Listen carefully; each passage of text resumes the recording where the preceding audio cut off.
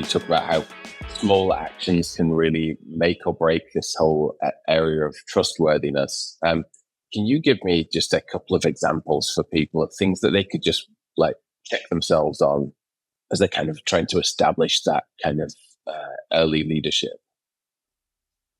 Yeah, and trustworthiness and integrity are quite similar. So you can sort of play around a little bit with techniques for both of these. The outcomes of not having them are different, but you can play around with some different techniques. Ultimately, it's about being honest and transparent, and keeping your word and taking action. All of those things you can kind of blend into that.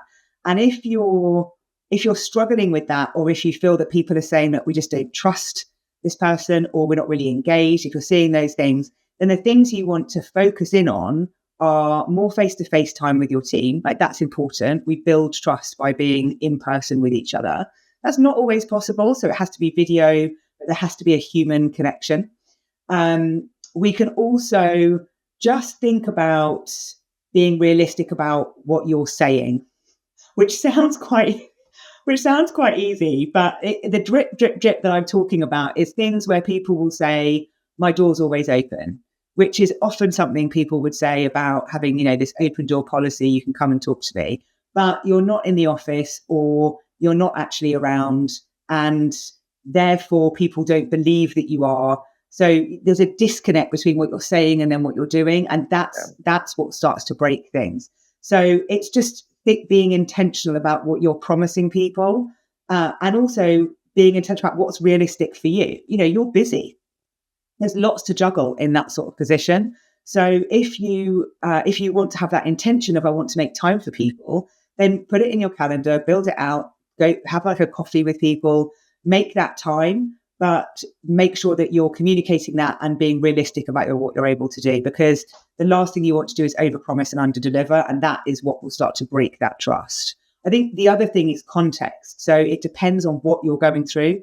If you're going through some significant change, mergers, acquisitions, culture shift, you need to really dial up some of this trust activity, which is, making this time and space for people, being present with them, listening to them without judgment, all of those things.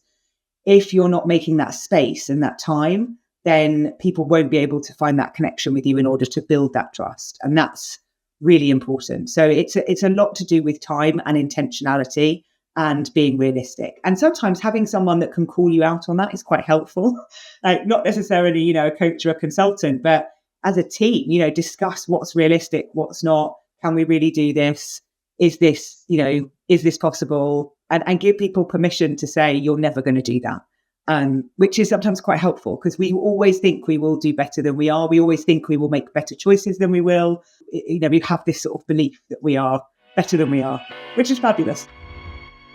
Hey, if you're getting value from today's conversation, make sure you subscribe right now so you don't miss any future episodes of the Aspire to Inspire podcast.